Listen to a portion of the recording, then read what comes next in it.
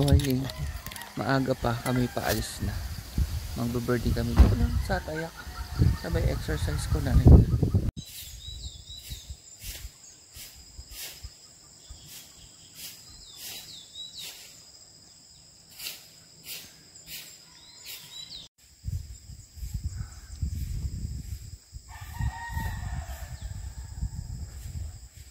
Yan, nandito na kami sa Tayak.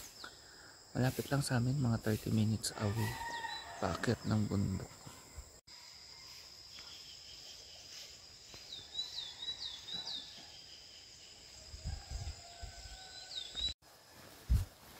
Yan, nag-start na kaming maglakad-lakad. Ang saya dito. Tahimik. Although may mga nakatira din. Yan, may bahay.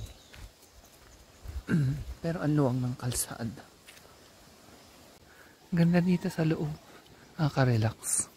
Pag pumunta kayo dito, kunyari nagawi kayo sa San Pablo, Nagcarlan, pwede kayong mag-side trip dito sa Tayak. Ganda.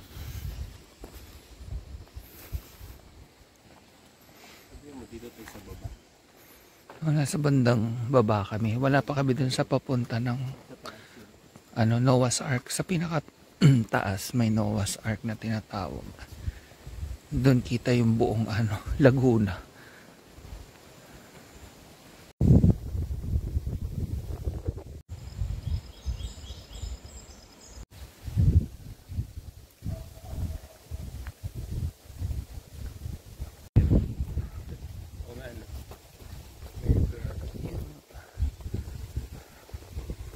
Walang katao-tao, kami lang. Kasi ang aga pa. Alas 6 pa lang ng umaga.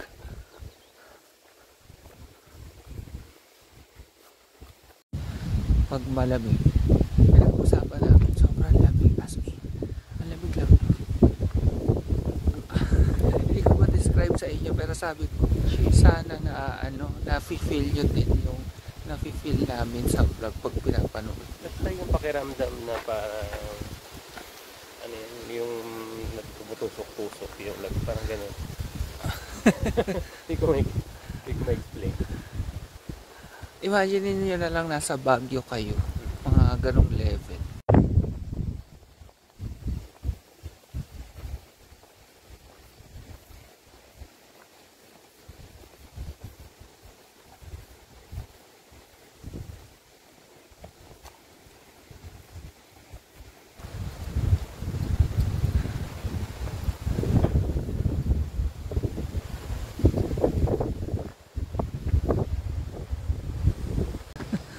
Grabe, paakyat dito. Hinihingal ako.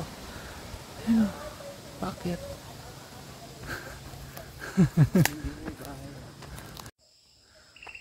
Ayan, may nakuhanan na akong isa. So, ko na lang. Popost ko na lang. I-insert ko na lang dito.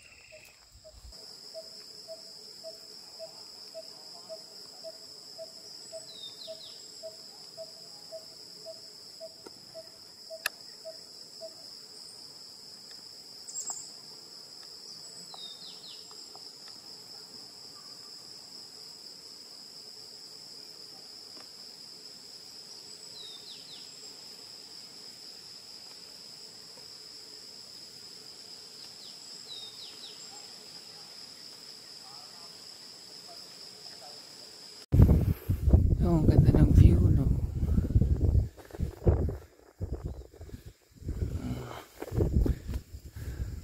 Kaso medyo maulap, so hindi masyadong clear yung view.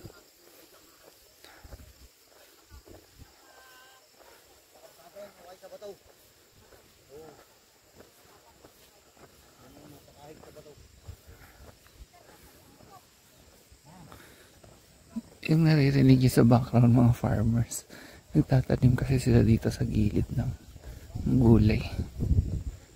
Yan ang ating view. Ganda.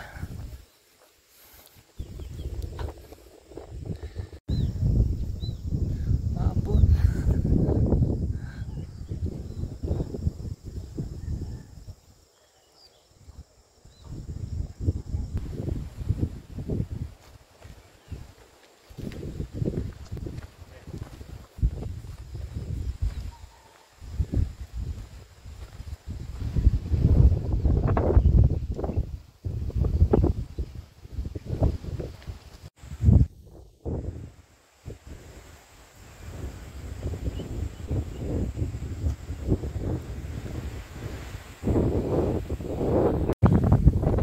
Ito yung sinasabi ko sa inyo, yung tanim ng mga farmers.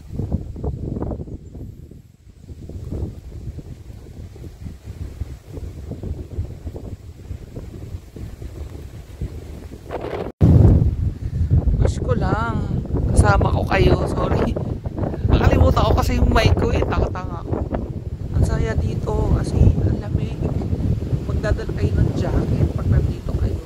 As much as possible yung waterproof sana para hindi kayong mababasa kasi may paanggi-anggi lagi kagaya niyan. Hindi naman malakas pero medyo parang tawag ito, parang hamog ganun. Itong ruta na nilalakad namin, maganda siya sa mga bird watchers kasi mga 2 kilometers to paikot. Kung hindi mo kayo bird watchers, yung gusto niya lang i-appreciate yung view, yung hangin, yung lamig.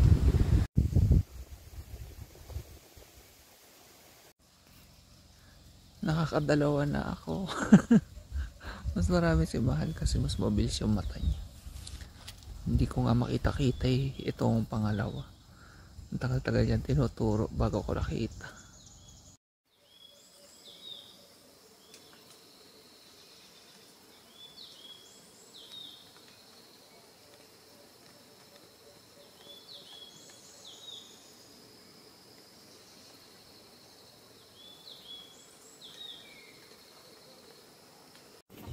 Daming doggies.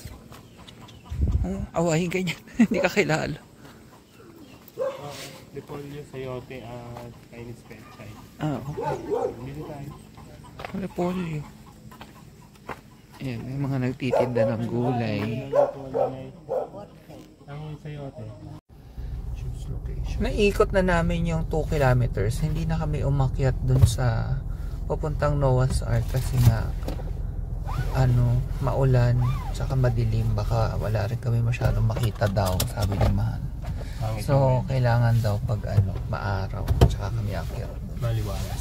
Yung entrance nga pala pag hindi kayo local ay 80 pesos tapos yung parking 20. Pero pag local, buti na lang sinabi ni Mahal na local kami, 30 na lang kami kasi taga dito kami.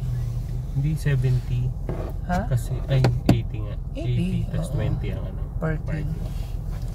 Pag yan kami 30, dalawa kami 60. Dito lang po kami. Tapos 20 yung parking namin. So 80 yung binayaran naming dalawa. So parang rin kami 40 ganyan. Pero dahil sa parking lang.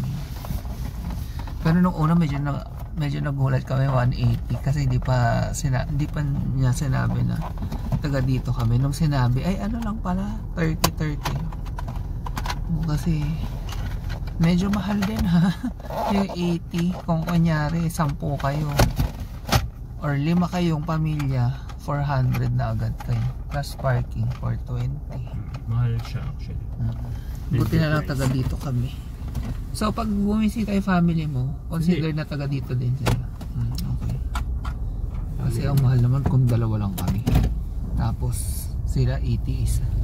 Kahit bata, hindi natin natanong kung magkano. Anyway, bibili muna kami breakfast. Para tayong nasa K-drama. Autumn. Punong-puno ng mahogany. Ayaw ni Mahal. Ako nagaganda.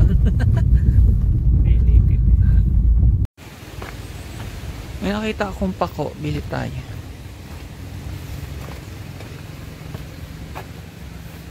Pabili po. Ito. Ayan, nakabili ako 3 pako, 3 bundle. 10 ang isang bundle, 3.30. Ulam namin tanghali sa lalagay natin sa itlog na maalat. May mangga, kamatis, sili. Yun ang ulam namin tanghali. Yan yung gusto ko dito sa amin. Laging may pako. Favorite namin yan eh.